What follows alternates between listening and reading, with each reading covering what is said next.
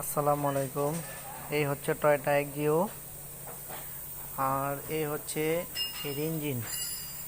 তো এর সমস্যা হচ্ছে আপনার ইঞ্জিনে মোবিল কম ওঠে। মোবিল কম ওঠার কারণ হচ্ছে আপনার অয়েল পাম্পটা বেশি একটা ভালো না। তারপর হচ্ছে আপনার ওর যে ফিল্টার আছে, ফিল্টার তো দেখলাম জাম। তো ফিল্টারটা দেওয়া সুন্দর করে ওয়াশ করে দিলাম এবং অয়েল পাম্পটা চেঞ্জ করে দিলাম। সাথে আপনার স্টার্ট দিলে একটু আওয়াজ দেয়। তো আওয়াজ দেওয়ার কারণে আপনার এই আওয়াজ দেওয়ার কারণটা হচ্ছে আপনার এই টাইমিং চেনের এখানে মোবিল কম উঠতো। তো মোবিল কম পাওয়ার কারণে আপনার টাইমিং চেনটা একটু বলে গেছে। সেই জন্য আপনার এই টাইমিং চেঞ্জটা চেঞ্জ করে দিলাম, অয়েল পাম্প চেঞ্জ করে দিলাম এবং আপনার ওই ফিল্টারটা ওয়াশ করে দিলাম।